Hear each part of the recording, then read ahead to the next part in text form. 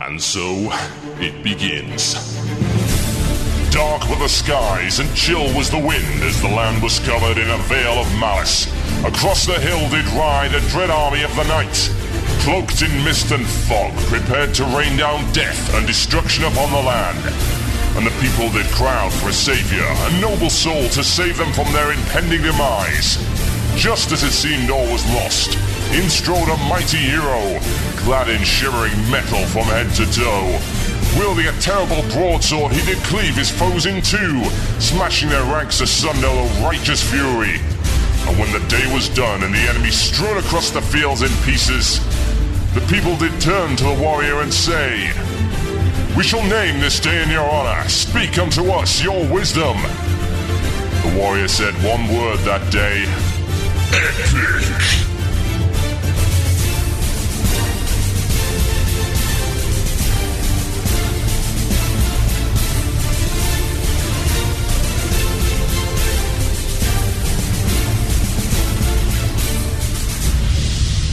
One man, one Murloc, one giant angry badger. This is Blue Please. It begins now.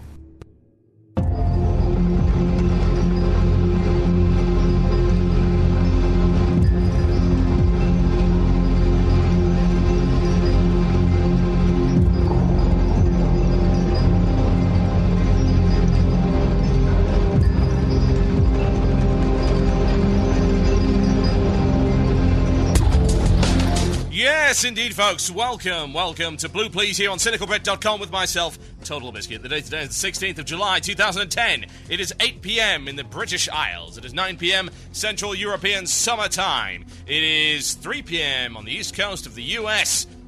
And if you're in another time zone, I do not care about you or the people you liaise with. My name is Total Biscuit, once again, and you are listening to Blue Please. Just to make sure you hadn't forgotten that, I know you guys can have, well, short attention spans. It's what WoW does to you. WoW has a number of issues, let me put it that way. It has negative effects, side effects, if you will. For instance, WoW may cause you to put on several pounds. WoW may cause you to lose many IRL friends. And WoW may, in fact, cause you to have an incredibly short attention span. And a short memory. I know that's really the only way I could ever get through WoW questing, is to have a short memory. It's like, I'm a goldfish, and I am leveling through WoW. Oh, this is new. Oh, this is new.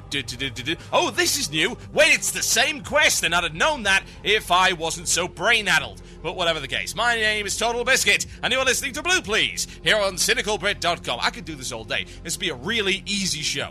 But I don't think you guys would appreciate it. Right. Just as a microphone. Wee. This we go. Right.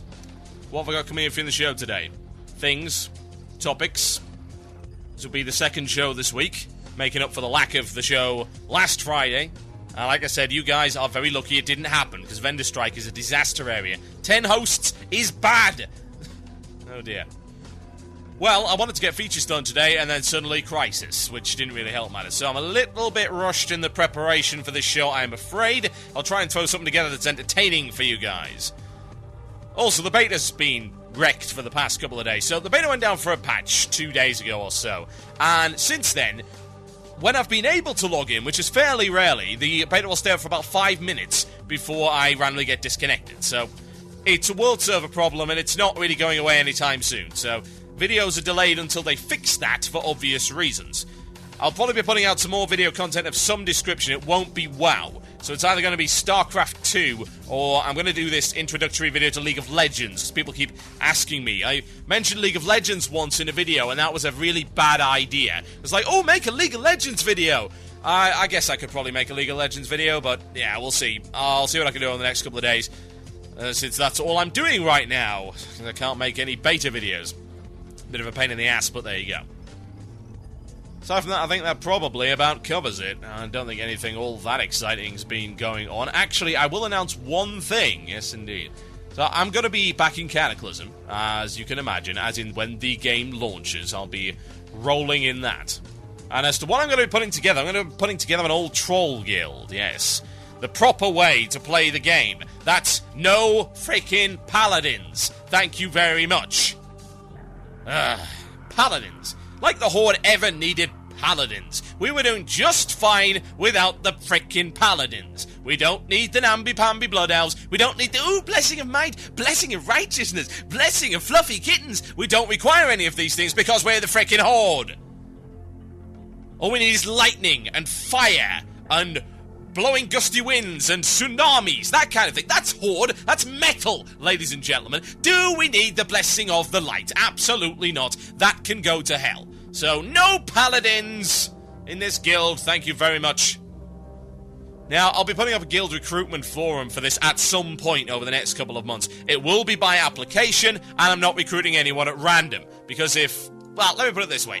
When I like to play, I like to do raiding, and I like to do it in a very specific fashion, i.e. not terrible.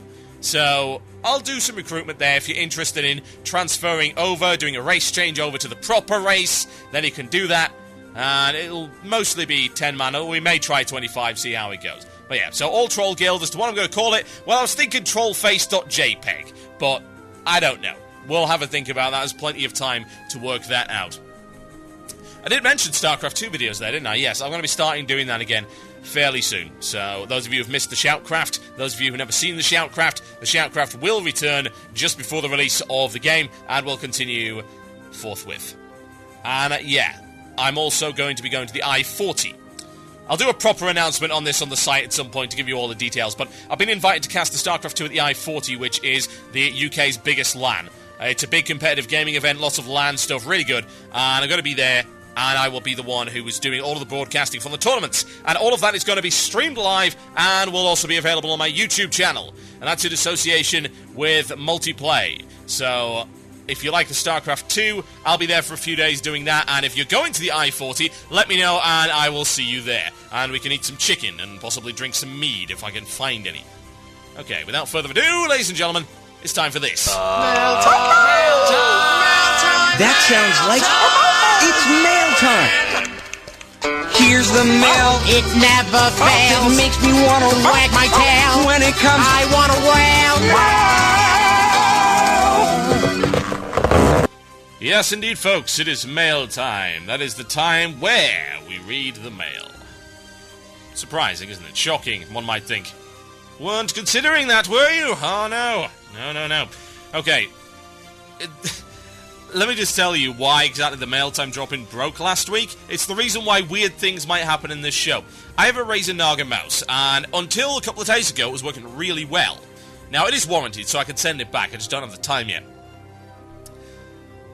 It's double-clicking for no apparent reason. No, really, it is. I click once and it double-clicks. What that does is, on my little soundboard thing, if I click again on the same sample, it stops it. So I get instant double-click and nothing works. And if you get, like, say, before the show, the intro came in a couple of minutes early. Why? Because it decided to randomly double-click instead of dragging it to my playlist. So, yeah, not too good. Be getting that fixed shortly, but if weird stuff happens, that's why. Okay, let's have a look at the email box. Now, I will be asking for your emails later on in the show, because I'm going to be doing a segment on the new talents. Now, the new talents have been released in their beta format, and they are, of course, all subject to change. I'll be talking about the major ones, and anyone who wishes to contribute to the other stuff, let me know how good it is, how bad it is, your assessment of the current state of your class. Send it over. themurloc@cynicalbrit.com. That is themurloc@cynicalbrit.com. That's where you need to send it. Easy enough. You shouldn't have any problems with that. Send it over and we will discuss it later on in the show. And yes, there is, of course, a delay between me speaking and the show player playing through the show player. There is latency on it, whatever. Okay, email coming in right here from Kyle P. It's nice and short and it's worthy of discussion. Hey TB, do you think they are adding raid-style tactics to dungeons to better prepare players for raiding when they hit level 85? Yes! That's exactly what I think they're doing. And if they're not, then they should be. So, raiding is the big part of WoW. It's the big meaty part of the endgame. There are two parts of the endgame that really matter. There is raiding and there's PvP. And right now, raiding is the priority. Has been since Wrath of the Lich King. PvP used to be the big deal because Arena was brand new and shiny, and all of the best gear could be gotten that way way easier than going into a raid dungeon, which was actually hard and required some kind of organization. Shock horror. Wrath changed that all around, so as far as I'm concerned, the only thing that keeps people that aren't alcoholics playing is the endgame content. It makes sense when you think about it. When you reach max level, what are you going to do? You can do daily quests if you are, say, the WoW equivalent of a McDonald's burger flipper, and that's how you make your money. Alternatively, you could do something that's interesting, like PvP or like raiding. Now, PvP, it seems to me they're already trying to get people into that, because look at the positioning of most of the Horde and Alliance camps in the Cataclysm areas. They are facing off. They are very close to each other. There will be world PvP on a PvP server. There has to be. They're not simply going to ignore each other. If it's red, it's dead. That's what Cataclysm says. That's what PvP servers have said for a very long time. That's what I've believed in, and that's why I always play PvP. It's just the way of things. It makes questing a little bit more interesting. Puts a bit of risk involved. That's a good thing. Now, we're never going to get back to the days of Tarren Mill versus South Shore, as much as I wish that we would. But what we can have is a little bit of a skirmish going on, fighting over quest mobs. Oh yeah, that guy's taking my quest mobs. I'll kill him! Yes, indeed, I shall gank him and stomp all over his corpse. And then the Care Bears can go cry on the forums, and I'll tell them to roll PvE! It is that away! You leave now. The door will hit you on the way out. And then you will cry about it to Blizzard. And you'll ask them to nerf the door. So, as far as I'm concerned, that is what they're applying to PvP. So it would make sense to apply more raid-style tactics to dungeons. So, okay. Let's have a look at the 2 new dungeons that we've had a look at already, the ones that we've done in the video. What kind of raid-style tactics are you looking at there? Well, there's some kiting. That's good. There's some crowd control. That's good as well. So those are the kind of things that you will need in a raid environment. You don't need them so much now, outside of hard modes, but you used to need them an awful lot. And it seems to me that that's what you would want in a raid dungeon. What else have we got? Well, the thing about trying to train people for raids is that raids are essentially bigger versions of 5-man dungeons. They require more advanced tactics, but little more than that. So, you've got to consider, how do you properly emulate it? Well, there's a few things. You can make it so that you're not allowed to make mistakes, because that's the way raiding used to be, and that's the way hard mode raiding currently is. You cannot make mistakes. So you put in mechanics that are lethal if you screw them up. We saw them. Throne of Tides had a prime example, a water spout that killed Retribution Paladin outright because he was too silly to move away from it. That's the kind of thing you need to see. Proper tanking, proper focus on packs that require you to do so, that cannot simply be killed by AoE. We're talking about mobs with dangerous abilities, mobs that have to be prioritized in terms of the targeting. That is important. That is vital. That's the kind of thing that you need to happen. That's the kind of training you need to provide to people if they are not to suck. And we'll be talking about how much training and how many tutorials you should be giving people a little bit later on in the show. To follow up, indeed, to comments and discussions had on YouTube as to just how far should Blizzard go to hold your hand in the starting zone. We'll talk about that a little bit later. Alright, what else do we have in the mailbox? I shall have a look. Last few minutes of this segment. Alright, okay, we're not interested in that. That's Q&A. There will be a Cataclysm Q&A at the end of the show, so just keep an eye on that, ladies and gents. I shall do something about that. Let's see, there was another email that I liked the look of. I like the cut of its jib, one might say. Here we go. No, that's a Cataclysm Q&A. Ah, there we go. This is nice and related. So, this is from a human rogue, just a generic, unnamed human rogue in Nessingware, and he says this: Dear host of shows, you dare look upon the host of souls, I shall devour you all! I was wondering if there'll be any content such as instances or bosses, etc., that will have game mechanics that force players to utilize their job's full abilities. I mean, like a boss battle that consists of a boss, maybe an elemental in the center, and mobs guarding shrines or whatever, where the boss can be attacked without dragging the mobs, but a rogue can sneak behind them and activate the shrine or item without unstealthing, which will create a debuff on the boss. But by doing so, the boss instantly aggroes, so the rogue must be quickly saved by the tank, who quickly torts them back into line, but not before shooting a blast of flame that instantly kills the mob and reduces every player in range, yeah, blah blah blah, etc, etc. I think this would be an interesting addition, but what say you? Well, what say I? DDO does stuff like this. DDO is very cool about saying that, yeah, you know what, in this dungeon you require this class, and if you don't have it, you're going to have problems. Wrath of the Lich King was bring the player, not the class. It's a stark comparison to Turbine's game. So the question, therefore, has to be asked. Which of these is acceptable? Are there any situations where it's okay to say, you must have this class? Well, you know what? For 2 expansions, there was. And it seemed to work just fine. Because, of course, the peak of the rise in the subscribers for Blizzard and, of course, WoW was in the Burning Crusade. Bear this in mind.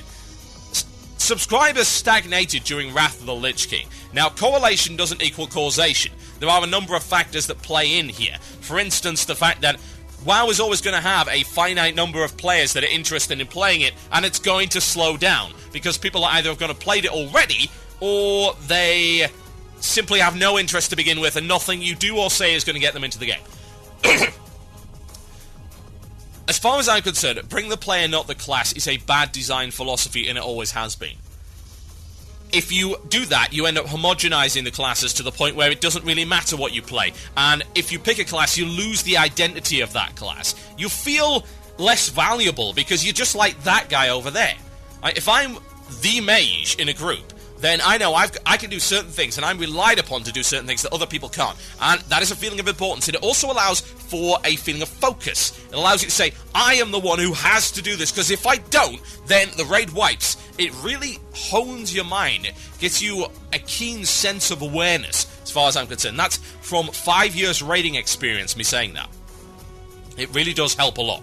But if you're like everybody else, and if like, oh, well, this guy can just do it, blah, blah, blah, then why bother? Huh? It reminds me of one thing specifically before I go to the break. Lucifron. On Lucifron, druids were too busy healing to decurse, so the mages had to do it. And you know what? If the mages didn't do it, we wiped. Wouldn't it be nice to see that again?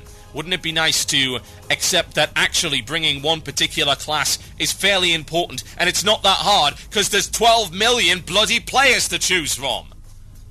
My name's Total Biscuit, and you're listening to Blue Please here on CynicalBrit.com. Something from the new Equilibrium album. This sounds like Warcraft 2 in metal form. It's called In Heiligen Hallen. Enjoy.